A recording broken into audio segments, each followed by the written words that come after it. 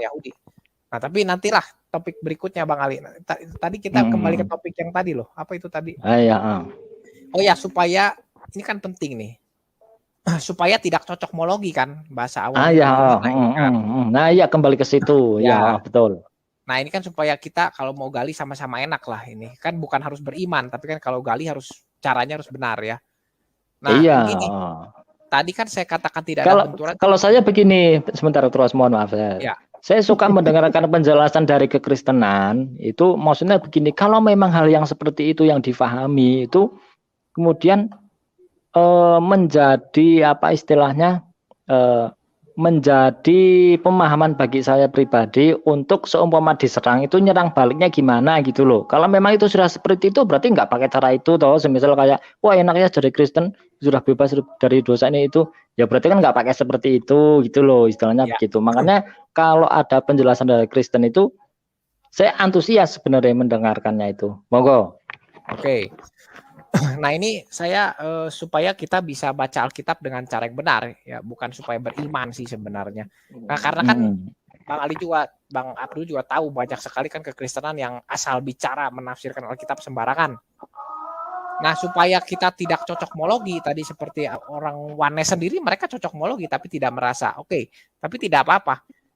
Tapi ada 3 poin yang harus dijadikan standar supaya kita tahu bahwa pembacaan dan penafsiran kita tidak salah. Ini ada 3 standar. Yang pertama, ya, yang ini yang paling penting. Itu pertama tidak boleh lepas dari konteks. Jadi nggak boleh itu baca ayat lepas dari konteks. Contoh ada ayat nanti kekayaan bangsa-bangsa akan datang gitu kan, berbondong-bondong. Kalau baca lepas dari konteks seolah-olah nanti ditafsirkannya orang Kristen harus berdoa nih karena kekayaan bangsa-bangsa udah mau dikasih buat kita semua di bumi ini. Itu pembacaan lepas dari konteks. Ya jadinya kacau begitu, akhirnya menanti yang tidak perlu dinanti begitu loh. Salah penantian karena baca lepas dari konteks. Nah, terus yang kedua, yang paling penting, kalau memang mau gali Alkitab harus belajar dulu doktrin utama. Nah, doktrin utama ini dari mana? Ya dari Alkitab itu sendiri. Jadi ini akan muter-muter Bang Ali. Doktrin utama itu juga masalah. Doktrin utama itu juga didapat dari Alkitab. Jadi kayak Bang Ali baca sebuah buku, misalnya baca buku biologi atau buku apapun, lalu Bang Ali buat kesimpulan. Jadi misalnya Bang Ali baca buku setebal 2000 halaman misalnya. Nah, lalu Bang Ali akan mendapatkan 10 halaman sebagai kesimpulan. Buku ini bicara tentang apa saja. Nah, itu namanya doktrin utama, garis besarnya. Nah, garis besarnya ini nanti akan jadi penggaris, Bang Ali, buat mengkoreksi semua penafsiran yang Bang Ali dapatkan ketika baca. Tidak boleh bentur dengan doktrin utama. Nah, doktrin utama yang Bang Ali baca ini juga tidak boleh ada benturan dengan ayat-ayat lainnya. Jadi ini kepake semua di dalam doktrin utama juga harus diselidiki dengan 3 cara tadi. Tidak boleh lepas konteks, tidak ada benturan. Intinya harus sesuai. Nanti harus cari dulu doktrin utama. Nah, berarti Bang Ali untuk baca Alkitab harus punya 2 alat. Yang pertama tadi tidak boleh lepas dari konteks. Yang kedua, doktrin utama harus paham. Tanpa paham doktrin utama, pasti kacau balau. Ya, doktrin utama dan sekunder bukan artinya ada yang penting dan tidak, bukan. Tapi utama ini artinya sebagai penggaris, sebagai kerangkanya. Jadi kita baca apapun perlu ada kerangka. Makanya kan kalau buku-buku itu selalu ada kan di akhir atau di mana ada rangkumannya, itu kan kerangkanya supaya kita baca tidak lari dari situ sebenarnya. Nah, itu yang kedua. Nah, yang ketiga, yang tadi itu yang saya katakan tidak boleh ada benturan. Jadi setelah Bang Ali baca tidak lepas dari konteks sesuai dengan doktrin utama, maka benturan sebenarnya akan kecil sekali. Tapi kalau mau digali ya silakan. Kalau ada benturan harus dicari kenapa ini bentur begitu loh. Intinya tidak boleh ada benturan sama sekali. Dan kalau sudah seperti ini tidak mungkin bisa cocokmologi, tidak mungkin. Saya jamin 100%. Tapi kalau cuman cocokmologi itu pasti dia mengabaikan benturan, dia pasti keluar dari doktrin utama. Dan kalau konteks mungkin saja dia bisa beberapa ayat bisa saja dia pakai itu akan seperti dalam konteksnya bisa itu ya. Tapi pasti ada benturan dan pasti keluar dari doktrin utama. Nah, jadi orang mau bilang apapun, hermeneutik Alkitab tuh seperti itu loh, sudah ditentukan di dalam sejarah gereja. Cara baca supaya tidak bentur harus seperti itu. Jadi kalau orang tidak mau pakai ini sulit gitu loh. Nah nanti baru penggalian bebas Bang Ali. Bang Ali bisa gali dengan berbagai macam alat sastra. Karena kan Alkitab ini diberikan kepada kita, Tuhan berikan lewat para penulis itu dinyatakan dalam banyak gaya sastra. Jadi Bang Ali bisa pakai bermacam-macam, mau gali dari tradisi, dari teksnya, dari bahasa Ibraninya, bisa berbagai macam cara bisa dipakai. Intinya apapun yang Bang Ali pakai, mau pakai pola juga boleh. Bang Ali mau misalnya pola Kristus ini kita mau cari di perjanjian lama ada nggak? Silakan, boleh dilakukan. Tapi tidak boleh keluar dari 3 hal yang tadi, begitu loh. Penggalian boleh dilakukan dengan cara yang benar. Ada banyak alat sastra yang bisa kita pakai untuk menggali Alkitab. Nah itu yang bikin seru sebenarnya. Nah penggalian yang Bang Ali dapat tidak boleh bentur dengan 3 hal tadi. Nah tapi beruntungnya orang di zaman ini kan sudah banyak yang menggali sejak bapak-bapak gereja itu kan sudah banyak menggali Bang Ali dari zaman gereja abad pertama kan. Nah kita bisa pakai buku mereka supaya lebih cepat Bang Ali gitu. Jadi kita bisa pakai alat bantunya banyak sekarang. Asal jangan buku, kita perlu tahu ya buku-buku yang salah itu yang mana kan banyak buku yang diselewengkan. Pakai buku-buku yang sudah tahu ini bukunya pasti benar. Itu udah ada kan toko-toko buku Kristen yang pasti benar, dia hanya buku-buku yang benar yang diakui dalam sejarah gereja baru ada di sana. Kita bisa pakai itu. Cuman supaya cepat begitu loh. Tapi tidak berarti buku itu tidak ada kesalahan ya. Kalau Bang Ali misalnya baca, loh ini ternyata betul loh dengan 3 hal ini boleh dikoreksi. Kekristenan tidak menutup itu begitu Bang Ali. Tapi poinnya yang 3 tadi itu begitu. Selama itu dikerjakan nggak mungkin terjadi cocokmologi. Saya berani itu 100% semua cocokmologi. Yang seperti apa?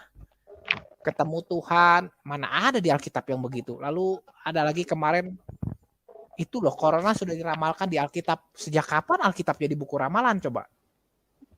Itu loh kan memang ada.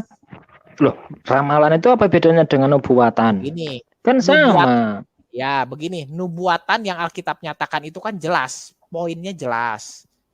Bukan menyatakan seperti sekarang ada corona, nanti akan ada perang, misalnya sekarang Ukraina Rusia, nggak ada kan itu di Alkitab, begitu loh.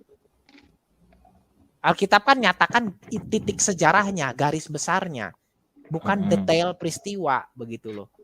Nah orang-orang yang nggak paham carinya detail peristiwa ya jadi kacau akhirnya begitu.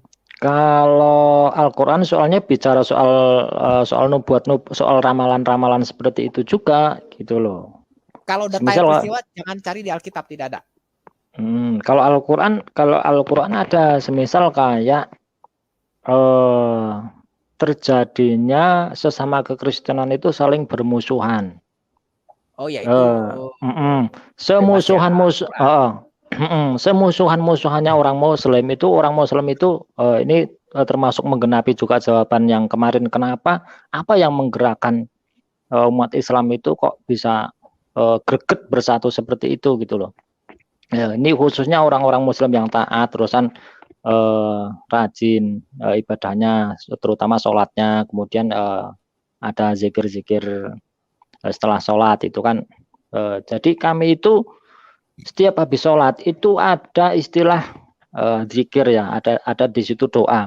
Ya Allah ampunilah dosa kami, dosa seluruh umat Muslim yang sudah mati maupun yang masih hidup, baik laki-laki maupun perempuan gitu.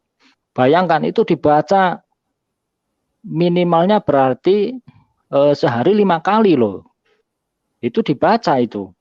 Berarti meskipun sesama Muslim itu taruhlah akan ada tidak cocok, ada apa gitu, faktanya masih mendoakan seperti itu. Selamatkanlah gitu kan, ampuni dosa kami, dosa umat Muslim, yang laki-laki, yang perempuan, yang sudah mati, yang masih hidup. Itu kan berarti ya memang mungkin dari doa-doa seperti itu juga kemudian greget yang menggerakkan itu. Nah kalau di Al-Quran itu ada ya, artinya begini, semusuhan-musuhannya orang Muslim itu nggak sampai apalah ya, meskipun ketidakcocokan antar kiai atau antar ustadz itu ya pasti ada gitu kan. Tapi kayaknya Ya. nggak sespektakuler kayak di kekristenan gitu loh, di mana kayak HTD menghina, mencemooh ya Ibrahim, Saifuddin Ibrahim, nanti ada Tuhan yang ada pendeta yang mentolol-tololkan pendeta lain gitu, goblok-goblokin. Ya, Itu ya, kalau Al-Qur'an jelas gitu loh, ya, menarasikan itu jelas. Dan kalau karena kesesatan mereka, karena mereka itu menolak Al-Qur'an gitu kan, maka kami jadikan di antara mereka itu permusuhan gitu, Pak. ya itu tidak masalah. Cuman begini loh intinya Bang Ali. Kan yang penting begini, kalau yang tadi Bang Ali katakan kekristenan kan sampai begitu banyaknya yang menentang ke Allah Tritunggal, misalnya kita katakan seperti itu. Ya dari zaman dulu kan setan sudah tahu. Setan itu paling senang menyerang, yang Yesus aja diserang oleh setan begitu loh. Bahkan kalau Bang Ali pelajari, setan itu buat setan Tritunggal. Itu sudah saya bahas di konten saya. Itu buat setan Tritunggal. Jadi semua yang tentang Yesus, setan itu mau mirip begitu loh. Semuanya dia mau, karena kan memang dia menjadi seperti Allah. Nah, masalah kejadian sudah jelas dia mau jadi seperti Allah begitu. Iya, masalahnya begini, Bro. Dia pun mau jadi Tritunggal. Begitu. Iya, betul. Masalahnya tapi kita kembali begini. Dulu sebentar Bang Ali yang tadi. Yang hermeneutik itu loh. Jadi harus pakai 3 hal itu Bang Ali. Jadi orang mau klaim apapun terserah. Pokoknya 3 hal ini bisa dia buktikan tidak begitu loh.